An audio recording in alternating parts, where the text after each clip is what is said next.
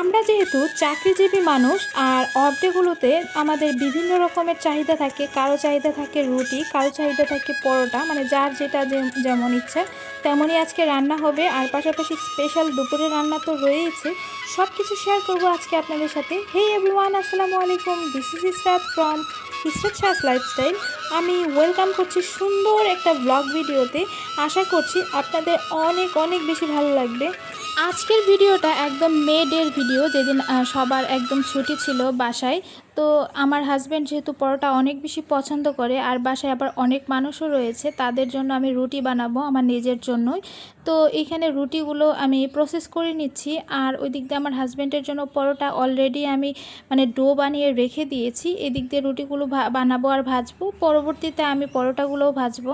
আসলে যারা আমরা চাকরিজীবী মানুষ, যারা সারা মাস বলেন সারা সপ্তাহ বলেন চাকরি করার পর মানে একদিন যেদিন ছুটি থাকে, তাদের মানে খাবারের চাহিদা থাকে একটু অন্যরকম। তারা যেরকমটা পছন্দ করে, বাসার গৃহিণীরা কিন্তু সেরকমটাভাবেই রান্না করতে বেশি পছন্দ করে, যার চাহিদা যেরকম সেরকমভাবে। এই তো আমাদের সবার জন্য রুটি বানিয়েছি, আর আমার হাজব্যান্ড এই গুঁড়ো দুধের পরোটা মানে এই লাচ্ছা পরোটা অনেক বেশি পছন্দ করে। মানে অনেকটা ক্রিস্পি হয়, খেতে অনেক বেশি মজা লাগে ওর। মানে অন্য কোনো খাবারের প্রতি কোনো চাহিদা থাকে না, তবে আমাকে মাঝে মাঝেই বলে যে এই পরোটাটা ওর অনেক বেশি পছন্দ। আমার রিলস ভিডিওগুলো দেখলেই বুঝতে পারবেন যে আমি কি পরিমাণ এই লেয়ার পরোটা সেটা আমি বানাই।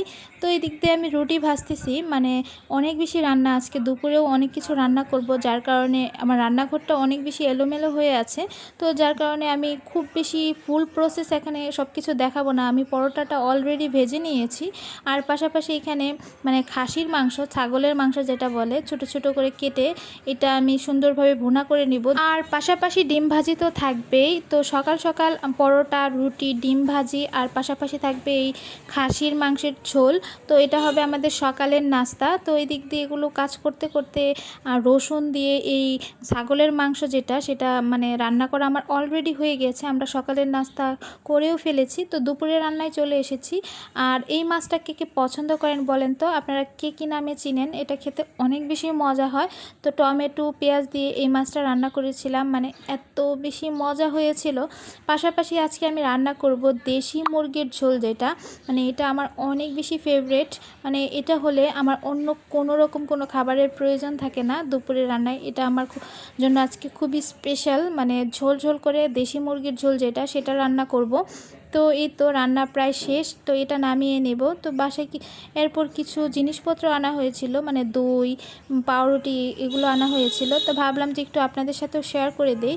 তো একটা দই ছিল টক মিষ্টি দই, আরেকটা ছিল হচ্ছে একদম মিষ্টি দই। মানে আমি টক মিষ্টিটাই বেশি পছন্দ করি, এই জন্য দুই রকমটাই আনা হয়েছিল। যারা মিষ্টি পছন্দ করে তারা মিষ্টিটা খাবে, আর যারা টকটা পছন্দ করে তারা টকটা খাবে, যার কারণে এইভাবেই আনা হয়েছিল। আর পাশাপাশি এখানে রসের মিষ্টির পাউরুটিটা খেতে অনেক বেশি মজার, তো এই জন্য রসের মিষ্টির এই রুটিটা আনা হয়েছিল। তো সব কিছু রেডি করে দুপুরের খাবার খেয়ে ঠিক সন্ধ্যার আগে মনে হয়েছে বাসায় কাঁচা আম ছিল, তো আমার মা ছিল বাসায়, বললাম যে একটু ভর্তা করে দিতে। এটা খেতে আমার অনেক বেশি ভালো লাগে, মানে কীরকম এখনও দেখে মুখে পানি চলে আসছে অলরেডি। তো আপনারা কে কে পছন্দ করেন অবশ্যই কিন্তু কমেন্ট করে জানাবেন। আর আমি আজকে এই কাঁচা আম খেতে খেতে আপনাদের কাছ থেকে বিদায় নিয়ে নিচ্ছি। সবাই অনেক বেশি ভালো থাকবেন, সুস্থ থাকবেন। আজ এই পর্যন্ত, আল্লাহ হাফেজ।